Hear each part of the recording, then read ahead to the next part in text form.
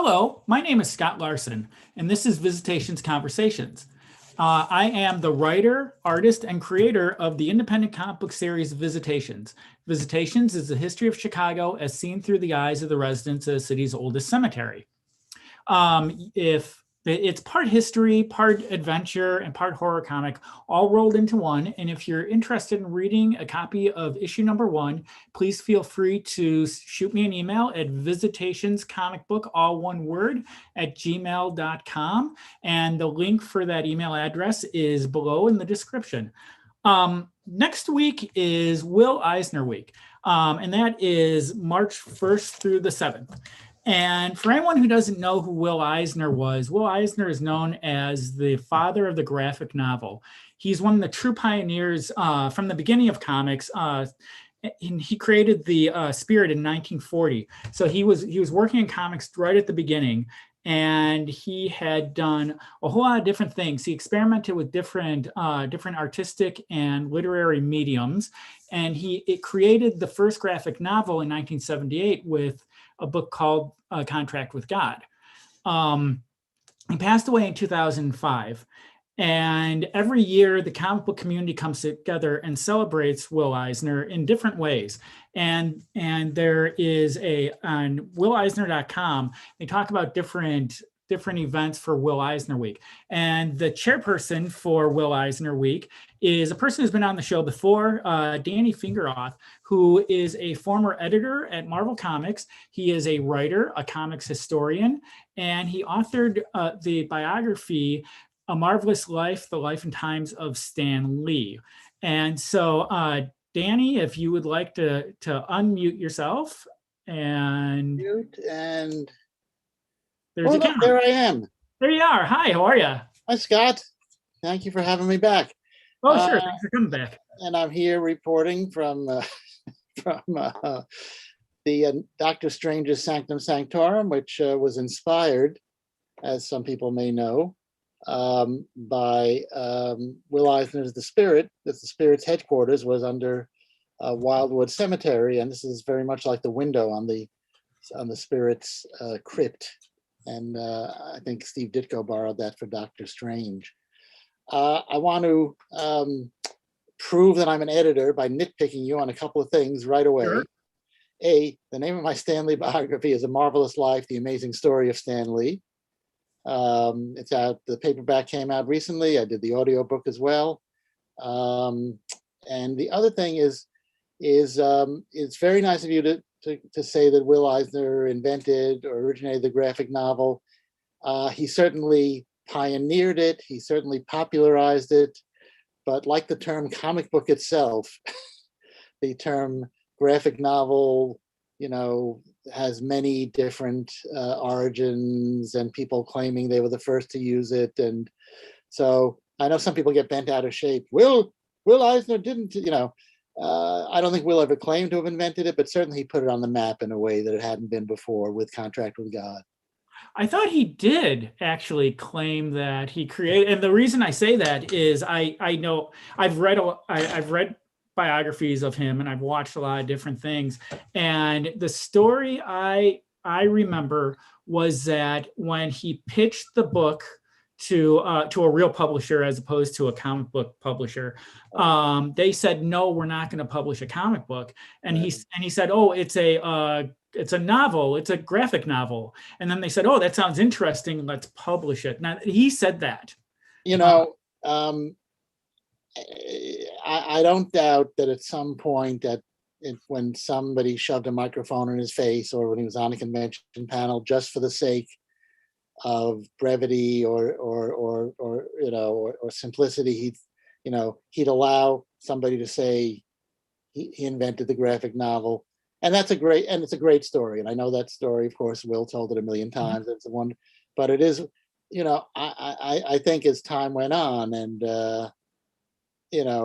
he, certainly since he's gone, the Carl and Nancy Gropper, who were the people who run the Will Eisner Studios and Will Eisner Week, and the Will and Ann Eisner Family Foundation, and me have all, it's kind of, it's a nitpicky point, but there's always going to be somebody, who will find some comic book like thing, or that came out in the 50s or the 60s that had the word graphic novel somewhere on it. And legitimately, I mean, I don't know how much time I want to spend on this of your valuable airtime, but I think Jack Katz might have used it on his work, but Will definitely popularized it. And obviously he's the person whose name is most identified with the graphic novel. I think Paul Levitz kind of finessed it in the title of his book about Will that came out a few years ago. That one? Will Eisner, champion of the graphic novel. And he's been called, an evangelist, an innovator, a pioneer. But it's like the creation myths about who invented the first comic book. The easy story was always Max Gaines, who conveniently was the father of Bill Gaines, who ran EC Comics and Mad Magazine. So it's kind of a nice family story. Max Gaines one day looked at a Sunday Comics and decided, hey, if we folded this twice and put a 10-cent price tag on it, we could sell 1 million of these. But like everything else, as more research is done and more history is known, the concept of a comic book, of an album of collected reprints of comic strips, goes back. The origins are, it's history that's unearthed so. It's so freshly dug that there's new findings every week, and it goes back to Rudolf Topfer, and So I think one time I was substituting actually as a teacher in Paul Levitz's comics class at Pace University, and he gave me the honor of sitting in for him on the history of comics class, because it was more of a business-oriented class. So that was mainly the topic, but he couldn't make it in the night he was going to give like the 90-minute history of comics. And I remember, I know this stuff, but I stood up in front of the class and I said, I'm going to tell you a version of comics history. There are counter versions, alternate versions, stuff I don't know or that I forgot. I'm going to tell you a fairly cohesive narrative. Okay. But don't necessarily take my word for it. Anyway, all right, good. We've gotten off on a weird tangent. You said that, and the first thing I thought is you're like, well, I'm going to be nitpicky and blah, blah, blah. The first thing I thought was any fan of comics has never been nitpicky, ever. I don't know where that came from, but no comics professional nitpicky either. That's right. Well, the other thing I was thinking was, I'll talk to you at some point about your Amazing Spider-Man editing stuff and the stuff that you wrote. And my guess is you're probably going to get one of the numbers wrong, and then I will end up correcting you. So I'm just waiting for that. That'll be later on in the show. Yes. Okay. Anyway, so was there a question? No, I didn't. I didn't even have a chance to ask a question.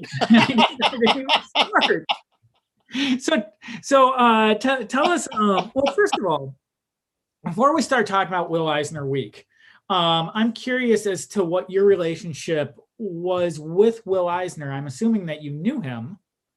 I knew him slightly. Okay. As I always say, Will Eisner was much nicer to me than he had any reason to be. And I'll tell you why I say that. I had never met him, but I was a fan from the time Jules Feiffer's Great Comic Book Heroes came out in 1965. That book was the holiday book of 1965 for certain people, like me, and people and all my comics loving friends. That book had in it that book had in it. I just remembering Jules's inscription in that book when I did a panel with him like 10 years ago in New York, and I brought my dog-eared copy of The Great Comic Book Heroes. His inscription was, "Buy a new copy already, for Christ's sake." Was the but in that, but that's how many times I'd read it and referred to it. It was really a game changer, and even introduced us kids of the '60s to the idea that there even was a history of comics before, whatever Fantastic Four 1, or before, the Superman stories of the 50s. Anyway, Great Comic Book Heroes had a Spirit story, and I had never heard of the Spirit. Nobody I knew had heard of the Spirit, but suddenly finding out more about the Spirit was the most important thing in my life. I had to know more about the Spirit, and that, eventually within a year or two, Harvey Comics had put out reprints, and that began that whole, and then Warren and Kitchen Sink. So I didn't know Will Eisner, but I knew Will Eisner's work, from reading that story and then all the reprinted stuff. But I never crossed paths with him.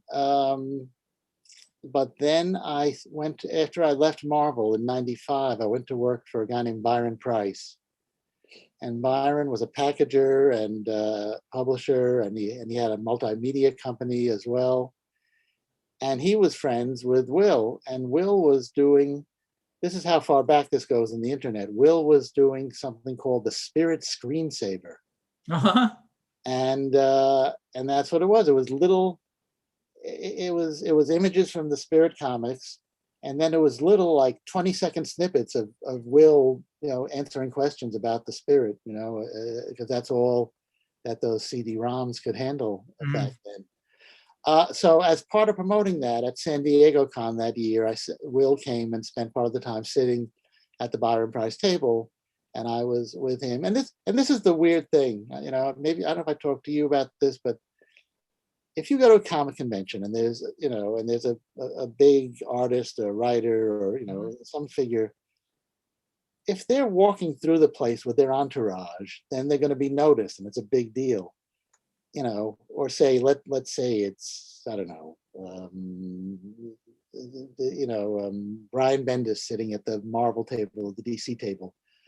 But Brian Bendis maybe just sitting alone talking to a friend doesn't attract a crowd, because somehow he looks so much, we all look like so much like each other, fans look like pros. And so I don't know if Bendis is the best example, because he is one of the, but I'm saying is, Will Eisner sitting at the table. If Will Eisner had been at the Will Eisner booth, or the Spirit booth, or at the Eisner Award booth, well, there'd be a line around the block. Will Eisner sitting at the table of a fairly obscure publishing company. So I literally found myself feeling like an idiot, standing on a chair going, "Meet Will Eisner! Come on, here he is, the living legend. Meet Will Eisner." You feel like a moron doing that. Did it work? Yeah. and Will, I think Will and Byron had a good relationship, because Byron was very entrepreneurial and creative. He died in a car accident about 10 years ago, but very innovative. And so I got to know Will a little bit through Byron. And then Will was kind enough to do an interview for my Right Now magazine that I did for Tomorrow's. And he did like, an hour and a half, 2-hour interview for that. And was very great. I mean, he was, because Will, even in his 80, he died at 87, but his mind was clear, beyond clear. He had just finished up the Plot graphic novel, which is over your shoulder, like a month before he passed away. And so he did that lengthy interview. in which he complimented my questions, and I chose to believe that it was a sincere compliment, because really I drove myself crazy. What could I ask Will Eisner?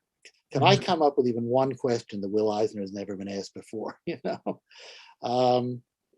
And he also gave me a blurb for my book, Superman on the Couch, which is, it was wonderful he did it, especially because Will was not a big fan of superheroes. So that he did. So I would say the longest sustained conversation I had with Will was like that hour-and-a-half interview I did with him in 2003, I think. So but I would say the thing that attracted me to Eisner and Stan Lee and that whole generation was the fact that many of them were from the same kind of background as my own family, Eastern European, Jewish immigrants, or the children of first American born. And I guess even without consciously thinking or knowing that, there was something about the work. And of course, by the time Will got to the graphic novels, it was overt. That's what he wanted to be. He wanted to be the Philip Roth or the Saul Bellow of comics. That's one of my favorite Will Eisner stories. Is a story I think David Haydu, who wrote the 10-cent play, had an interview with Will. Might have been the Comics Journal, and they're in a Barnes and Noble, and Haydu says to Will, isn't that great? Look at that. There's not only is there a graphic novel section in a bookstore, who would have imagined? But then within the graphic novel section, there's a Will Eisner section. That's just incredible. Isn't that great? Aren't you proud? And Eisner goes, well, it's okay. But I should be over there in literature with Malamud and Bellow and Roth, because I'm basically doing the same thing they are, chronicling 20th century American Jewish life, and I should be over there. So I would imagine Will said it with a certain amount of irony, but probably, it was a great, and I guess, I think he sincerely felt that. So to me, I related to that side of Will. And of course, there's nothing overtly Jewish about the Spirit, but I think Pfeiffer sort of was the first one to sort of divine a maybe a kind of immigrant Jewish subtext to it. That I talk about more in my book, Disguised as Clark Kent, Jews, Comics, and the Creation of the Superhero. Out of print, but you can find it. So I knew Will in the way that one knows great artists through their work, but I did not know him very well personally. Okay. Which is why I say he was better to me than he had any need to. He was nicer to me and more generous to me than he had any need to be. So now correct me if I'm wrong, and I don't know if you've heard this story, but I believe that once his books first ended up in bookstores like Barnes and Noble or Borders, they were put in the humor section. Well, it wasn't just Will. What's that? It wasn't just Will's work. It was Right.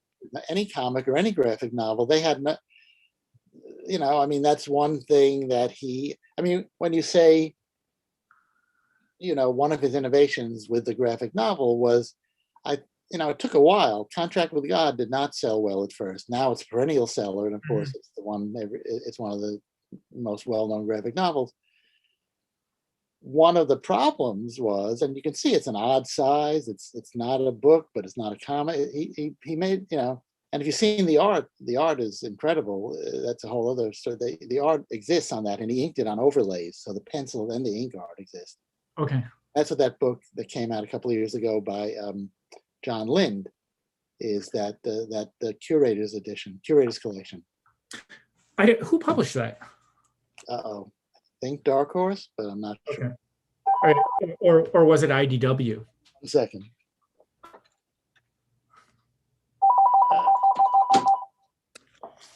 My caller ID says spam. It's Hey. Actually, my caller ID says spam. It's probably a relative, but I think that was Was it IDW? Huh? Was it IDW? Because they've been publishing a lot of art books. I could go inside and look at my copy, but That's okay. We can, Okay. we'll find out later They're on. both fine companies. So, um, so Contract with God. I kind of thought with that phone ringing. What was the? Oh, that's okay. Well, we were talking about the book. I asked about the books ending up in the humor section. Oh, right. But, so I think Contract with God, they didn't know what to do with it. They didn't know what to do with any of those. Because it kind of looked like the Mad magazine paperbacks. mm-hmm. So it kind of looked, had a black and white. it had in that Venn diagram where Kurtzman and Eisner intersect. Mm-hmm. But yeah, there was nobody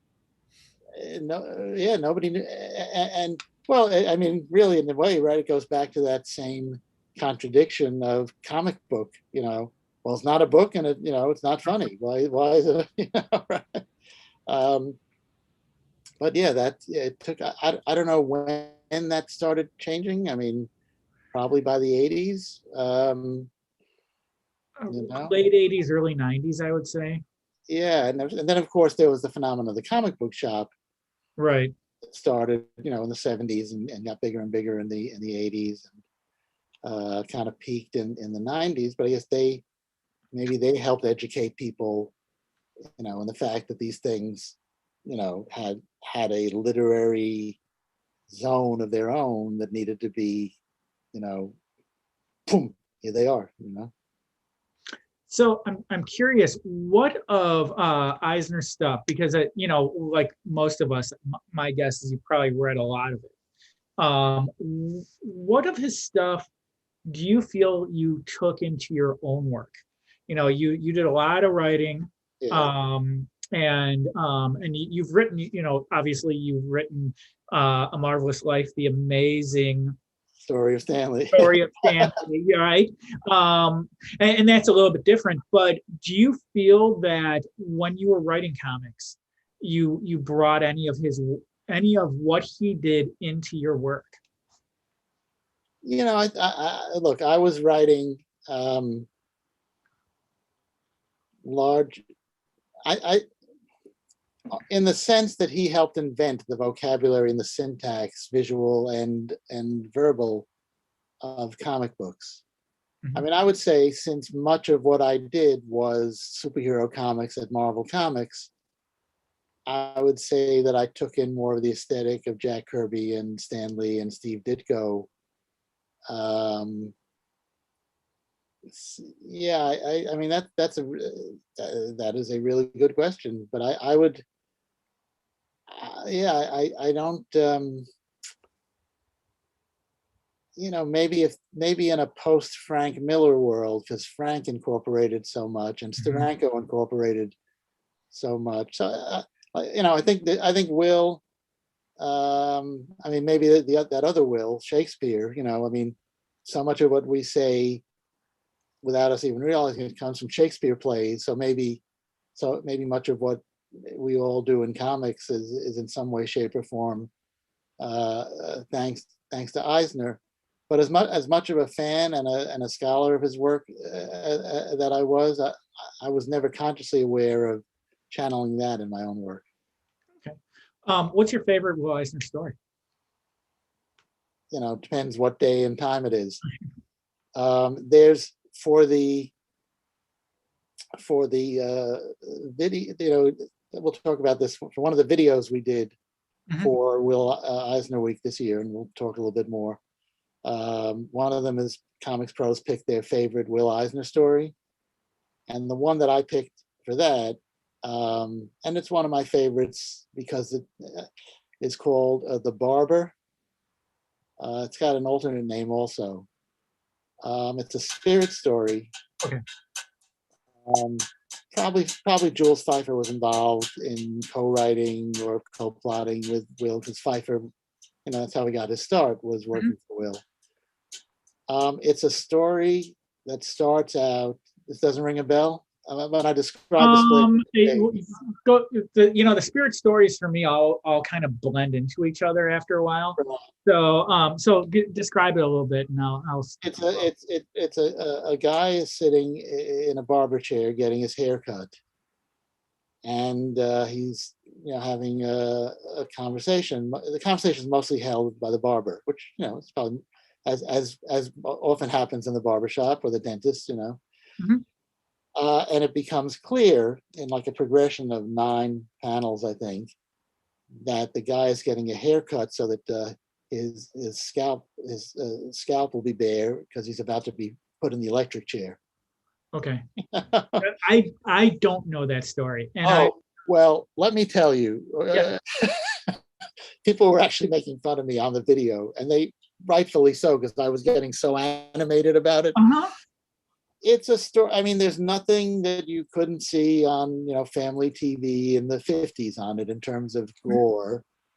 There's some shooting, but it's about you find out, and I don't want to spoil this story that only came out 70 years ago, but you find out that the barber has a relationship with the guy who's going to go to the chair, and the relationship is over this business that they shared and a woman that they both were in love with, and it ended badly. and so things will not end well in this story for either one of these characters that we meet on page 1.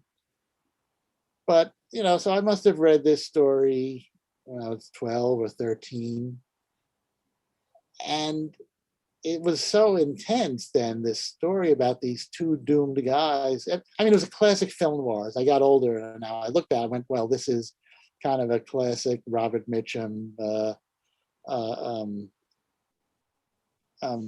Kirk Douglas, Burt Lancaster kind of film noir, except maybe not with stars that big, kind of a B, maybe like a Sterling Hayden film noir, Mhm. something like.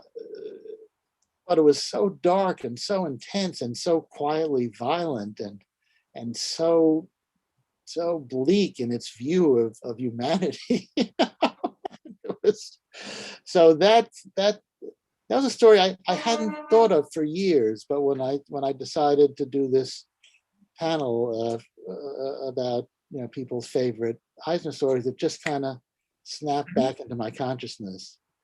I mean, pardon me, my ride is here. I don't know if you hear I can. start honking outside. I'm living in Washington Heights, Stanley's neighborhood where he was born. Mhm. Stanley and Lin-Manuel Miranda and Ruth Westheimer. Those are the. Okay. Um, so contract with God is very intense too. Actually, you can almost see the same, because that's a very mostly bleak view of humanity. No. I'd say Eisner's, say of the graphic novels, I think To the Heart of the Storm is my favorite. I think it really is a semi-autobiographical and very covers a lot Mhm. of time and emotion and space. One of the things that a couple of comments. You're talking about the bleakness of the Spirit story. One of the things with a lot of Will Eisner stuff is there's not a lot of happy-go-lucky stories, any of it, in any of it from from the beginning to the end. I haven't read all the Spirit stuff, There's and a I lot. tend to gravitate more towards his later work. Mhm. And the Heart of the Storm is one of my favorites, as is The Dreamer. The Dream is great Dreamer too. is something that I actually identify with as an artist. And it is, I think that's my favorite one he's done. But, just about everything he did, I mean, even in that particular period, I think that The Dreamer is certainly the happiest one. And The Heart of the Storm is not as raw as some of the other stuff, but it's like Family Matter and like The Minor Miracles and Contract with God and everything else. It's dark stuff. It's very, very dark stuff. It is, and the plot, of course. Well, it's funny. The Spirit was very dark, but it had a humorous side. I mean, Mhm. if for people who don't know, the Spirit was when comic books, when superhero comics became popular in the late 30s and early 40s, a newspaper syndicate hired Will, who'd had a perfectly successful career working with Jerry Iger, packaging comics for publishers. But he wanted to get in.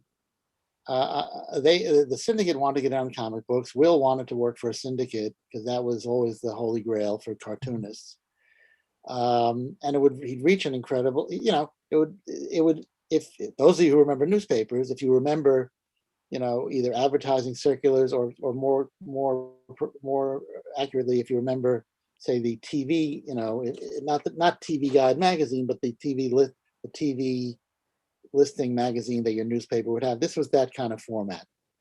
But it was a comic book with a self-contained cover called the Spirit section. And Eisner really wanted to write something for the whole family, but usually when people say they want to write for the whole family, that means they dumb it down for kids. But what Will meant was to smart it up for adults, So it would be like a more sophisticated comic strips. And so there was bleak, but there was humor and irony. And when you think about it, the character who actually was most cheerful was the Spirit. I mean, he was, he had his dark side, he had the whole backstory with Sans Serif, his long lost love, who became an arch criminal. So there was no lack of tragedy in the Spirit's life, but generally, he was, I guess since he was somebody who in his origin had been thought to be dead and came back, I guess everything after that was gravy, right? So Spirit always kind of had a kind of bouncy attitude, and he had, although he wasn't technically superpowered, you can hit him over the head with a crowbar 100 times and he wouldn't, he might go ow and have a little lump and a Band-Aid on it, but he took a lot of punishment. So, you're the subject probably better than anyone else is Stan Lee. And you just said something that made me think of something, and I'm curious. And I want to hear your answer. I have my own answer for this, but I'm curious to see what your answer is. And you said that Will Eisner was writing for the whole family to smarten it up for the kids instead of dumbing it down for them. And the sense that what I grew up thinking about Stan Lee was he was doing the same thing with his early Marvel comics, to where he wanted kids to go running over to a dictionary and look words up, because he wouldn't dumb the words down, in the way that like some of the DC stuff of the era was doing. And I'm curious, what do you think of the compare and contrast the two? I mean, what do you think? Do you think that they're kind of trying to do the same thing, or were they doing different things? Some of the same, but some different. I mean, Stan worked, even before Marvel. Marvel had started in '61 with Fantastic Four 1.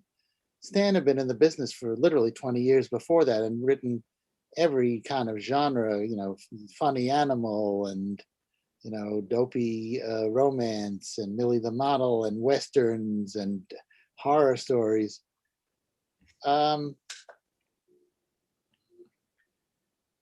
There was a period, I think, when Marvel, which was called Timely or Atlas, was maybe trying to emulate what Harvey Kurtzman was doing with the war comics at EC. Mm-hmm. And that was kind of a more adult, kind of, de-romanticized view of war. I mean, I think there was even like objections from at a period. I think at a certain period they took some of the Marvels off the PXs and off the stands in the PXs, the army bases, because they thought they were too anti-war. I mean, they weren't nonviolent, but they were anti. So I think maybe then they pulled back a bit, and then the Comics Code. But I think there was some effort by Marvel, or Atlas as it was called, to make a little darker, bleaker story. That might have been more maybe influenced by Eisner as well as by Kurtzman. I think on the whole, though, their aims were different. I think Stan was looking. I think he saw in the 40s and 50s, his prime audience as children. Mhm. And there might have been, there's something he did with Jim Mooney, I think, called The Imp, or maybe he did it with, not with Jim Mooney, but something he did with The Imp with, I'm blanking on the artist name. I know Al Jaffe, whose 100th birthday is coming up in 2 weeks, by the way. Al Jaffe worked with Stan. I'm sure it's with the interview. And there were attempts at sophisticated humor, but nothing like The Spirit. The Spirit was pretty unprecedented. I'm sure you could go through 1,000 comics that came out during those years and go, oh, this has a bits and pieces. Eisner put it together. I think he could not be as bleak as the EC comics, or because it was a family newspaper. So he, I think his aim was to make it look like the comic book equivalent of a film noir, of Citizen Kane, of Brute Force, of all those movies of the 40s and 50s. And as I say, so I think his goal was different than Stan, and Will had, technically, the famous story about The Spirit is the Syndicate wanted a superhero story, and Will didn't really like superheroes. I think they called them costumed adventurers then. And Will, was in the middle of designing The Spirit, and he got a call saying he's a superhero, right? And Will drew that little mask on him and gave him the gloves. And the genre was so new that Will said, yeah, he's got gloves and a mask. He's a superhero. He's a costumed adventurer, and they, and nobody knew any better, So out of curiosity, and this goes off topic a little bit, do you think that the reason why the Spirit had, why he was called the Spirit and he had the origin that he had been killed, do you think that came because they wanted a costume adventurer? In other words, would he have just been like some detective otherwise? I think they wanted some costumed adventurer that had maybe a supernatural element. My theory, and I base this on Eisner's own work, is if you go to, I think it's Heart of the Storm. It might be The Dreamer, but I think it's Heart of the Storm. There's a scene where Eisner is, a kid, and he's playing, his mother's calling him to come in for dinner, but he's playing with the neighborhood kids, and he's drawing an airplane in chalk on the pavement. And one of the kids says, hey, look, he's drawing Lindbergh's plane. Mm-hmm. Now, Lindbergh later became a famous anti-Semite, unfortunately, but, when Will was a kid, this was the big heroic mission, was the Spirit of St. Louis was the name of Lindbergh's plane. And it just seemed to me that Will would not have spent like a half page on just that panel with just those words if he wasn't trying to say to the reader, the Spirit. So I always thought that somewhere in Will's mind, that's partly where the name came from too. You know what? It's something just occurred to me as you were talking about that, because you talked about Lindbergh being an anti-Semite later on. Heart of the Storm was written in what, the 80s, early 90s, I want to say. Yeah, somewhere in there. There are a lot of instances in that book where he is dealing with prejudice, with prejudice against Jewish people. And I wonder, now that you mention it, and I never even thought about it until just now, I wonder if he had spent a half a page as almost a, and I'm just reading something into it, but almost as a look, this is what he was doing, but this is what these people were doing as well. You know what I'm saying? No. I'd say it went right back. So basically, I'm reaching here, and I should probably shut up now, but I've already started. So if Lindbergh was an anti-Semite, and then he, in that book, he had dated the girl who Right. whose parents were anti-Semite, and then he had his friend who he built the boat with. Right. And later on, he ran into him when he was older. And this friend like started complaining about Jewish people. And then, the Eisner character, and he wasn't called Eisner in that, or was he? I'm not, I don't, Actually, I think he was. Yeah. He was, because in the Dreamer he was called something else, but it was the same character. But he walked away. So could the Lindbergh thing have been kind of a foreshadowing as well? Yeah, it could have been. I mean, yes. I mean, obviously, Will knew what Lindbergh had turned into. Right. But he also, I guess, wanted to show in that childish enthusiasm and naivete that, Lindbergh was the big hero, Mhm. of the world. He literally made that flight from Long Island to Paris nonstop. So I mean, so that's I don't know if Will ever was quoted as literally saying that that's where he got the name, but it just seemed to me there were too many like arrows pointing to it Mhm. to not to have some meaning for him. So I have one more question about his influence, and you talk to these guys, so you'll probably know the answer more than I will, and then we'll talk about Will Eisner Week. So when I was reading comics in the 90s, and all that Image stuff popped up, and you had Todd McFarlane's Spawn, and you had the Liefeld stuff, and I'm kind of going like this because after a while it kind of all blended into each other to where you almost couldn't tell the difference, and it was just the styles at the time. But I remember I was with some friends of mine, and I think I had an Eisner book, and somebody had an issue of Spawn in their hand, and they said something along the lines of, these guys want to do that with everything, and what they're pointing at was like the panel layouts and the typography, and Eisner has this big section in the comics and sequential art book where he talks about typography and how it's used to tell a story.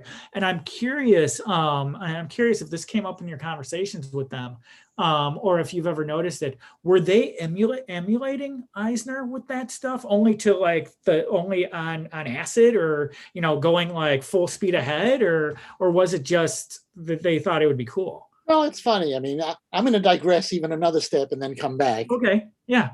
Because when you mentioned that thing, were they on acid?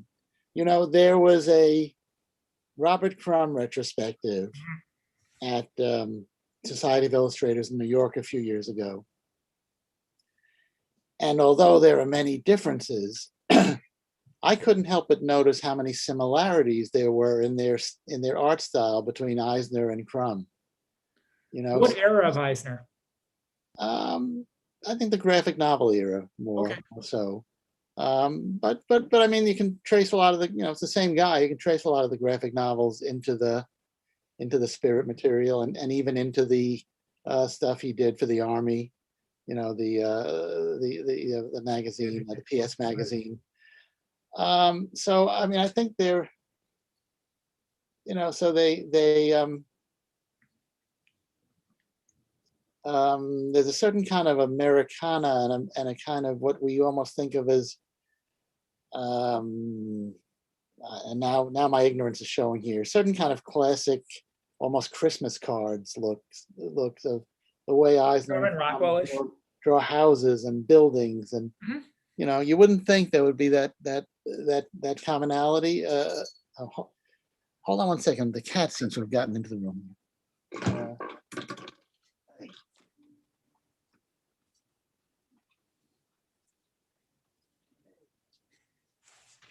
Go out now.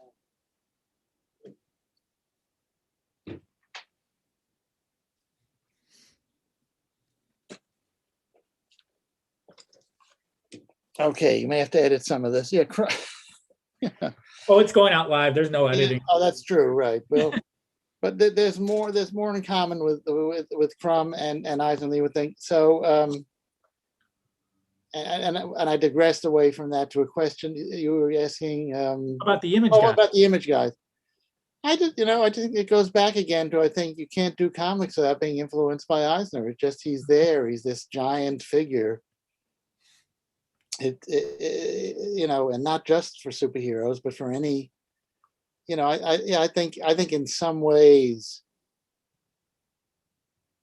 much of the graphic novel canon of the past 40 years is a response to Eisner in some way or other. Even if the people, it's like every superhero artist's response to Kirby, even if they never read Kirby. I think he's so seminal and so foundational that there's no escaping. Just like, again, there's no writing anything in English literature that in English language that isn't somehow informed by Shakespeare or Twain, or my guy Melville, So if people are interested in sort of exploring this, there's a series of videos. I think they're on YouTube. They used to just be available on DVDs, but they seem to be. It's oddly enough, it's Stan Lee interviews the comic book greats. You ever see those? Yeah. And there's one he does with Eisner, but there's also one he does with the Image guys. And he does one with Bob Kane. I mean, they're fascinating. They're from like 1992. And Stan is not quiet because he's Stan, but it is him as the moderator interviewing, and so that might be sort of a clue to people as to the whatever intersection between the Image guys. I think and everybody wants to be an innovator, and of course, when you want to be an innovator, you say, I want to be the next Will Eisner. So yeah, I think oddly enough, on another level, I think the lesson that the Image guys and many younger creators have learned from Will is a financial one. Is to not let, is to do everything in your power to not let somebody else own and control your intellectual property.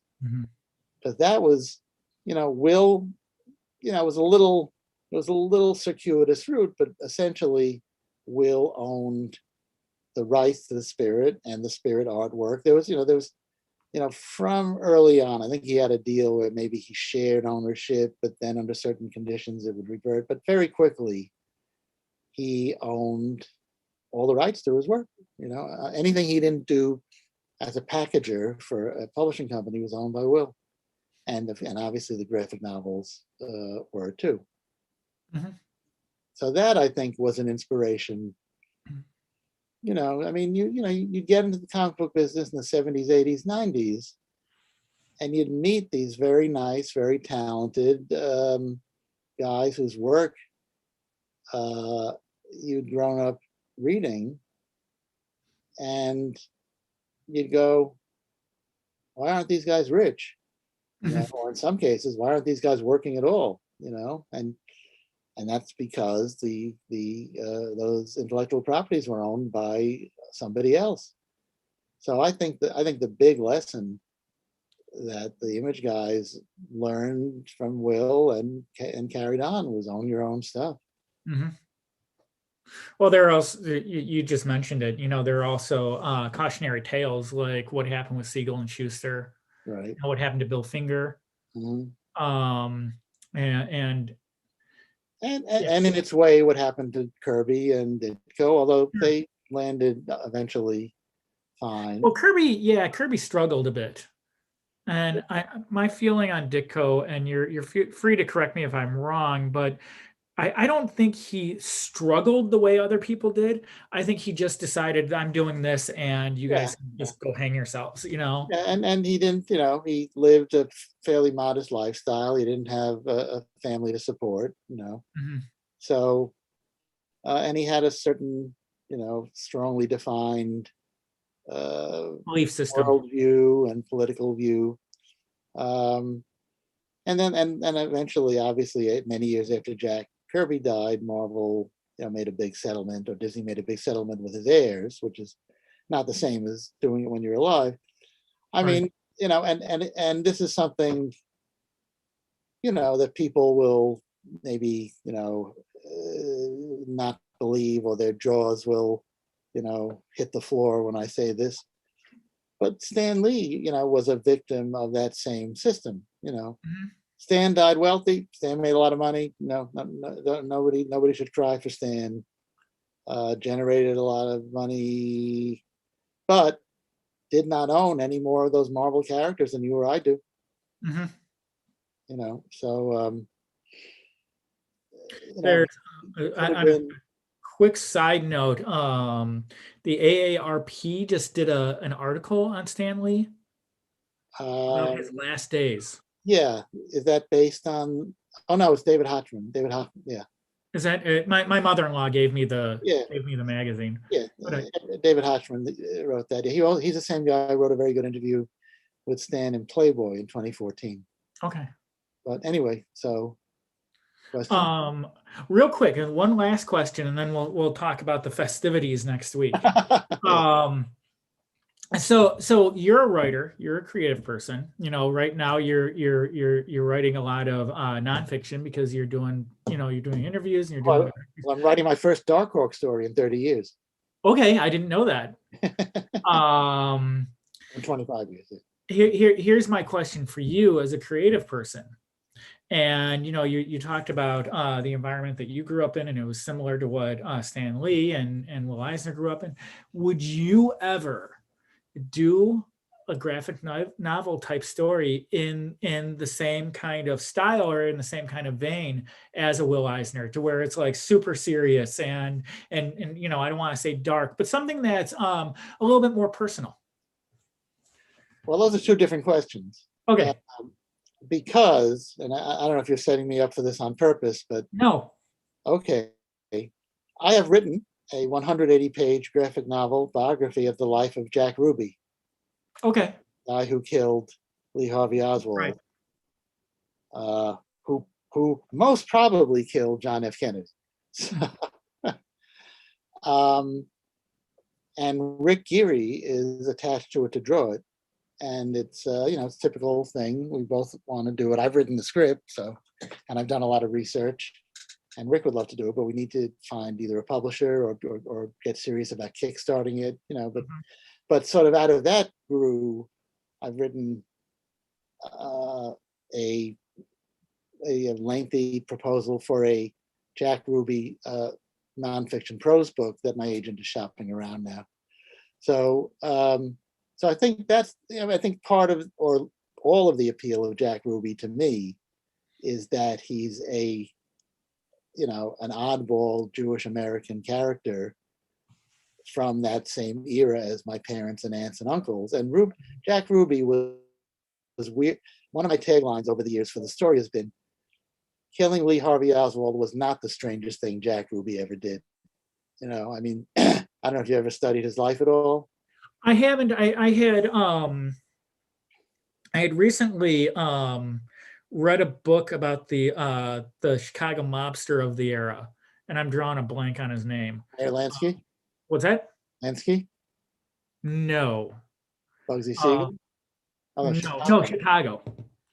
Okay. So the guy he and he did a lot of Vegas stuff, and I can't believe I'm drawing a complete blank. But he talked about Jack Ruby in that book. Oh, really? No, I'd be curious if you think of it. But I've done a lot of research. I've spoken to actually the Ruby's rabbi and gotten a lot of who visited Jack every day in prison. Anyway, but so that's the closest I've come to to an Eisnerian thing or a the Ruby book is nonfiction. There's a lot of gaps in his life where you have to surmise, and certainly even when you're writing about things that are documented as happening, very often you have to take the license of making up. Sure, dialogue. It's got to be more exciting. Yeah, or just nobody was there recording it. So that maybe one day that'll come out. Rick is, like I said, hot to trot to do it. He hasn't lost enthusiasm, and neither have I. Ruby's just a crazy life with people. Somehow the Jack Ruby story involves Mickey Mantle, Frank Sinatra, a strange array of people. So that would be the main thing like that. And I've done short Eisner-esque or maybe Harvey Pekar-esque. I think there's some sort of overlap between them too. I've done short pieces for the Paul Buell and Harvey Pekar Studs Terkel's working graphic novel, and for Pekar and Buell's Yiddishkeit. I've done like 3 and 4 page pieces. One of them was very interesting. Well, I think they're all interesting, but one that might be unexpected is that Bob Hall, classic comic artist and writer Bob Hall from Armed and Dangerous and so on. He and I did some short pieces in Studs Terkel's working that adapt some of the short. That was Terkel's book from like the early 70s, interviewing people about how they felt about their jobs. Right. So, well, he was a Chicago guy. Oh, that's right. That's right. So yeah, I actually saw him give a speech at a political thing in 2004. Oh, okay. So that's neither here nor there. Yeah, so, and well, I mean, he reminds me of Bob Dylan. That's another project. I'm working on a Bob Dylan project as well, because those are my obsessions these days. Well, Dylan's a lifelong obsession, but that's not a graphic. I've been contemplating a Dylan graphic novel, and I may yet do it. Think about graphic novels about musicians. I mean, it's very hard. If you quote more than 3 words from a song, you're in danger of being sued. I mean, that's right. But the other thing is just people standing there, like, art drawings of people either, playing guitars or dancing. It always looks funny. There's a very good Johnny Cash graphic novel that Reinhold Klorst, some name like that, a German guy did, but it's available in translation. That's a terrific book. It's called I See a Darkness, that I recommend. Will Eisner Week. Yes. So on that happy note, so you are the chair of Will Eisner Week. I am. I'm the chair. I'm the desk. Table. So how did that come about? Carl and Nancy Gropper are the people. They're related to Will and Anne, and it's fallen on them, and they have very enthusiastically and skillfully taken up the mantle of Will Eisner, which means everything from literally trying to sell Will Eisner graphic novels and find various publishers, but also to further Will's educational go. Oh, my hair looks much better. It dried up since this started. I've just taken a shower. I'm such a deep thinker. So they're the fact that you can think about that while looking, I think. Well, you can tell it because you can tell my hair dried off because it's not quite as distorted in the background. So somewhere in there, they came up with the idea that that there should be a week every year. Will was born on March 6th, 1917, and died in 2005. And I'm not exactly sure who first came up with the idea, but really it was very modest at first. It was 1 or 2 events in New York City. And I think either the first or second year, I had been starting on the kind of lecturing and teaching part of my career. So I was giving a lecture on Will Eisner at Columbia University through the auspices of Karen Green, the librarian there, and Jeremy Dauber, who's a wonderful writer and professor, and he used to run the Jewish and Israel department there, and he's a big comics fan. So I put on this Eisner presentation, maybe more than one, at least one of which Jules Cypher showed up. I'd invited him, but I didn't know he was coming, but he called me as I was on my way there, so I was a nervous wreck. And we talked about the story 10 Minutes, if you know that Eisner story. Yeah, I do. And I'm drawing a blank on it, but I do know that story. What's 10 minutes in a man's life? And Jules raises his hand and says, and I have this long 200 slide PowerPoint presentation, So I'm talking about 10 minutes, and Jules raises his hand. He says, I wrote that story when I was 17. So I said, you know what? I'm going to sit down now. And I'll let you stand up here for a while, talk about 10 minutes. Because, I could pontificate. I have a lot to say about it, but maybe people want to ask you a question. Mhm. And I footnote that Jules will always say anything he wrote in the Spirit was edited by Eisner, channeled through Eisner, was him kind of mind melding with Eisner. He's always very conscientious about, it's a nice wisecrack to say I wrote that when I was 17, but he's very clear that, to express just how involved Will, that aside from drawing it, of course, Will was in those stories. So the first event that I put together officially, so Carl and Nancy had been to those lectures, at least one of them. They said, would you, we'd like you to do a panel. This is where memory gets mixed up. I don't even know. Somebody asked me to do a panel at Jim Hanley's Universe, the comic book shop in New York. That at that point was near the Empire State Building. And I said, sure. I got together Denny O'Neil, Chris Couch, who's a professor and used to be Eisner's editor at Kitchen Sink, one other person, and then a friend of mine knew Will's best friend from high school, a publisher named Kenneth Ginniger. So I put that together, and it went well. I guess it went very well. And I think that's when Carl and Nancy said to me, "We'd like you to be the chair of Will Eisner Week and help grow it, and grow, the message of Will Eisner of, that comics and graphic novels are literature." That Will, that while Will himself was great, and we encourage people to partake of his work, that, all graphic novels, it's a growing medium, and people should learn that, that they exist. I mean, there's still a lot of people who don't even know they exist or to be taken seriously. And the concept of free speech, that Will really believed that people should be free to express, what's close to their hearts and what they need to say, and in particular in graphic novel form. So over the years, we managed to grow Will Eisner Week from that one or two events in New York to over 100 events worldwide. And a lot of that is just involved with relentlessly nagging people like yourself to do something for Will Eisner Week. And it's not that hard a nag because most people want to do something for Will Eisner Week.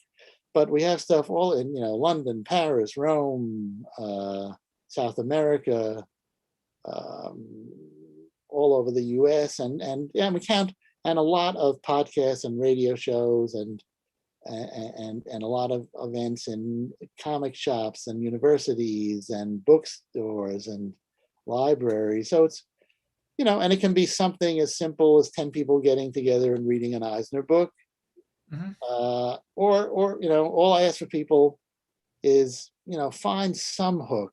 If you're doing a story, if you're doing a panel about Batman, well, Bob Kane and Eisner were colleagues, and there are similarities between classic Batman and the Spirit. So, we're not saying it has to be about Will, although we'd like it, but whatever it is, fine. If you can find some hook to rationalize, we don't finance them, but we help publicize them. Mhm. I should say, if you and so that's what we've done every year. It's grown to 100 events all over the world. This year, like everything this year, impacted Will Eisner Week in a major way, because if what we do is say to you in Philadelphia and you in Paris and you in Hong Kong and you in Bolivia, wherever you are, do a Will Eisner thing, well, people are not getting together in groups to do stuff. So we came up with the idea that, if you are in a place that's, where the COVID is not so bad, well, it's up to you. But for the first time ever, we're providing from the Will Eisner website, willeisner.com, links to YouTube videos that we have pre-recorded that you can use for all or part of your programming. So we have 7 or 8 different ones. We have one that's literally just me, lucky you, explaining what Will Eisner Week is. Then there's another one that's a little shorter of me saying what Will Eisner Week is, but just saying enjoy the following, panel. The first one is me saying what Will Eisner Week is and how you can participate. So if you want to brand it through your own website or your own institution, or if you're doing something live even, you can use that. Because even if you're opening your institution, I'm sure it won't be the same as always. You're not going to be able to fly anybody in to do an event. And we have separate videos of Todd McFarlane, Jerry Kraft, and Jean Luen Yang talking about Will Eisner. We have a panel of comics pros pick their favorite Eisner stories with people including me, Dennis Kitchen, Susan Kirtley, who's a professor in Eugene, Oregon, and I'm Paul Levitz, and a couple other people. We have a art lesson by Dan Shkade, who drew that wonderful Spirit maxi series that Dynamite put out several years ago. And Dan teaches you how to draw the Spirit, Batman, Wonder Woman, and Harvey Pekar. And it's not dry. I mean, it's the opposite of dry. He's got we sort of had a kind of dialogue, and he's got a wonderful pattern. So that's all available.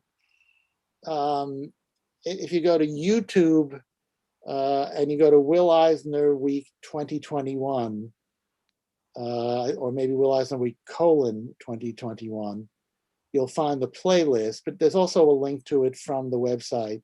Also, if you let us know at willeisner.com what you're doing, we'll list it actually on the Will Eisner Week Facebook page. So if you scroll down, and I hope to consolidate the list more, but for now, if you scroll down, you'll see what people are doing. And I have a feeling that the good and the bad news, is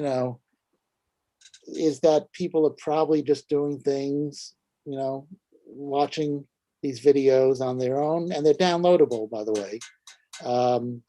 Either watching them on their own, or maybe getting together with groups of other people on Zoom, or in hopefully safe, groupings in their living rooms or something. But I think there's probably a lot of wildcatting, a lot of like Will Eisner Week events that we don't know about, with people using our stuff, which, so I would just say, if you're doing that, God bless you, thank you.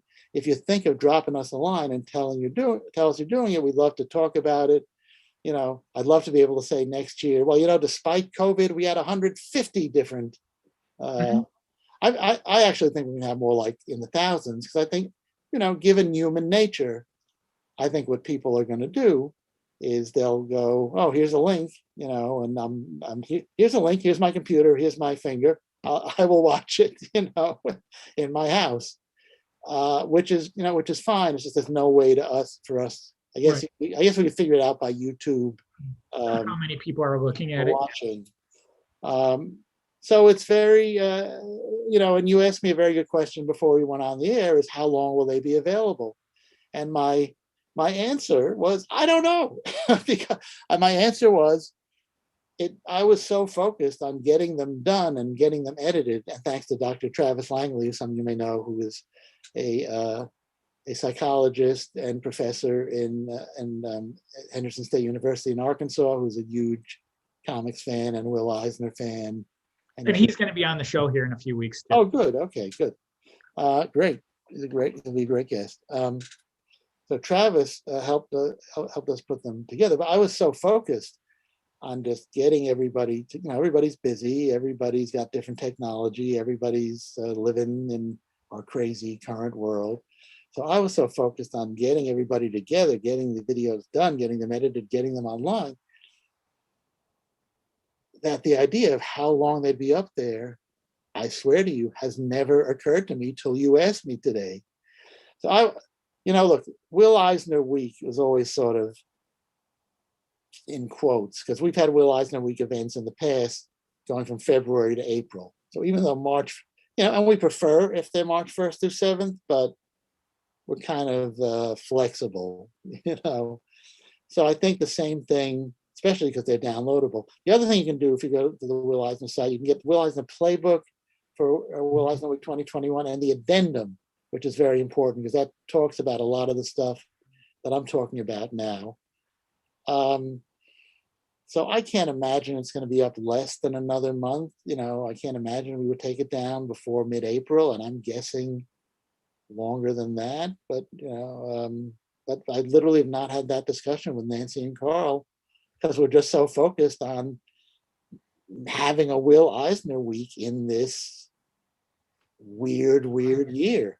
The reason I asked that is I could just see me, and I asked for selfish reasons.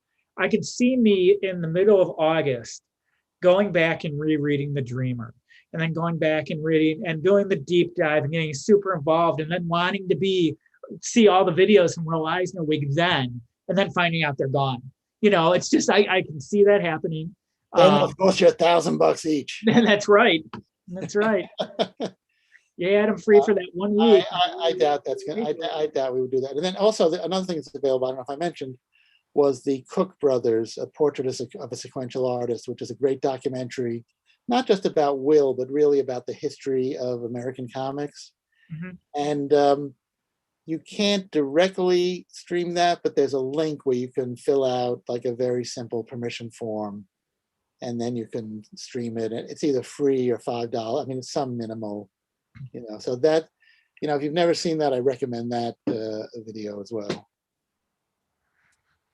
That sounds great. So we are going to be doing a Will Eisner week here on Visitations Conversations. Great. And luckily Danny will be introducing everything because he has that video on YouTube. So next Monday, Danny Fingeroth will be introducing everybody, and I'm going to be interviewing Carrie Franzman, who is a very good cartoonist who lives in England, and she was very heavily influenced by Will Eisner's work to a point where she wanted to push the medium in a different direction, and she started creating sculpted three-dimensional sculpted comic books. And the other funny thing, and I'll mention this next week, but I'll tell you because you won't actually be here, just your video image, is I started reviewing comics for a place called Fanbase Press. And one of the comics I reviewed was something called Hey Amateur. And that came out last December. And it was one of the old Vertigo editors who had gathered a whole bunch of people together to do a Steve Ditko-esque 9-panel grid, and they would just tell them how to do something.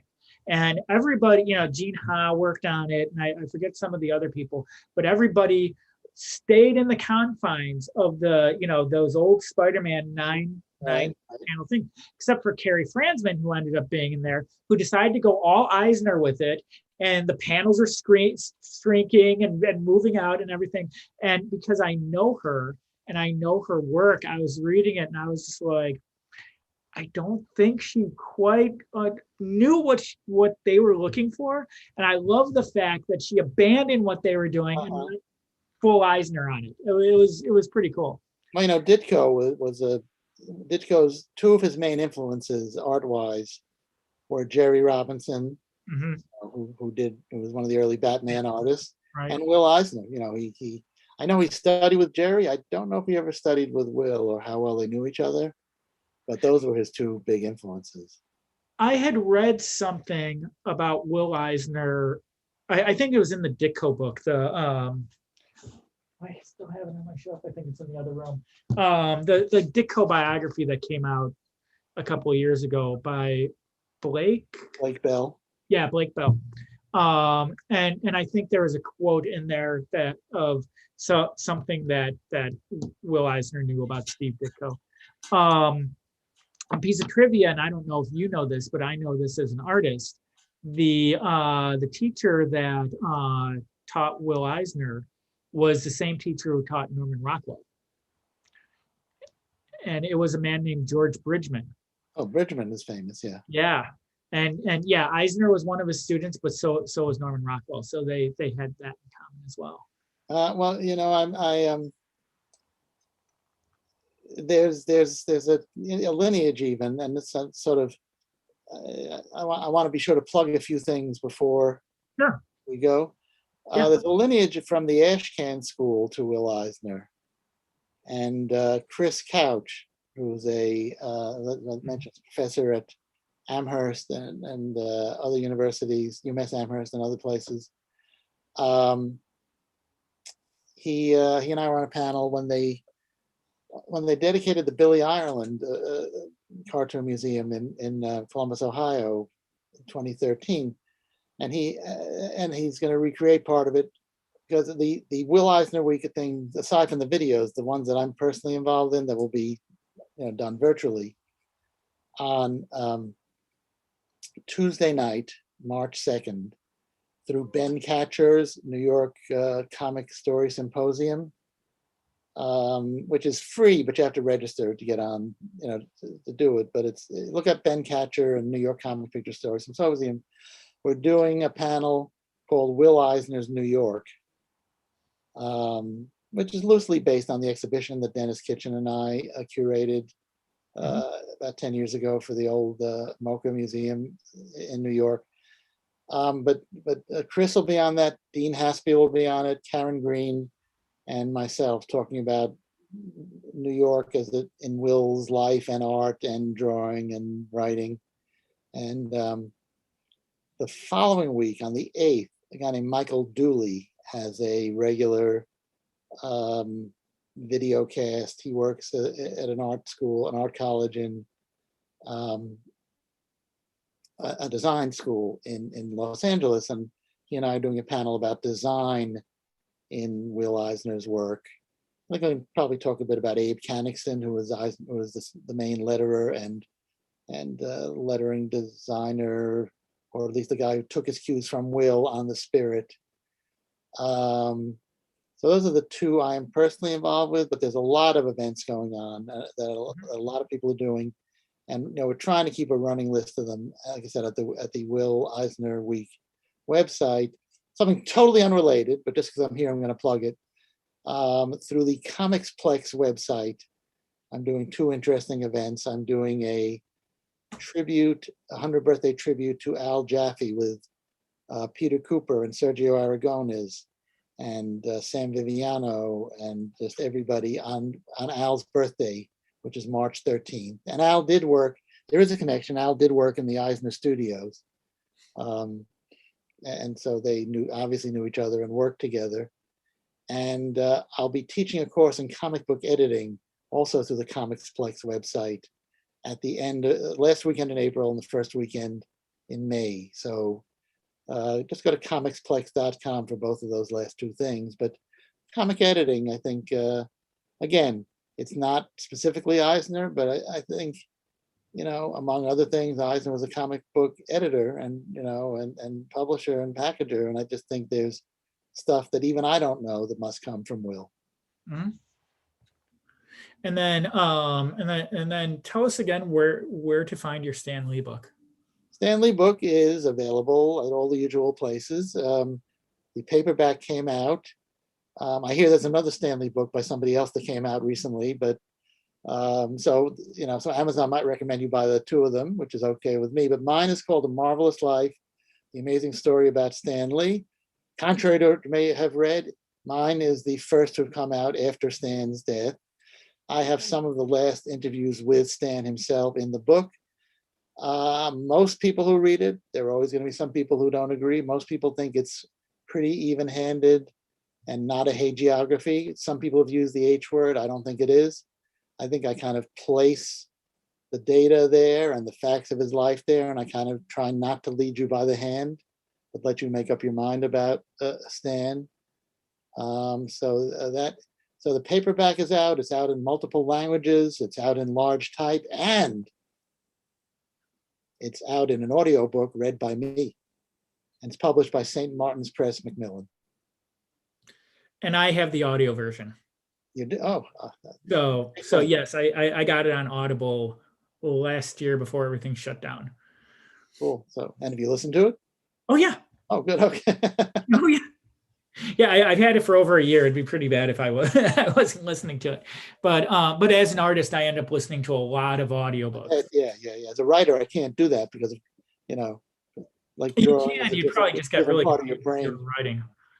So if I listen to anything, it's just instrumental music, So, and once again, and Will Eisner Week, I know it's a lot of data, but go to willeisner.com and you'll see links there to the various ways to find out about it. And ultimately, we just want to celebrate Will's love of comics and Will's accomplishments. So I think it's probably, you, the viewer, would probably enjoy it more doing it with other people.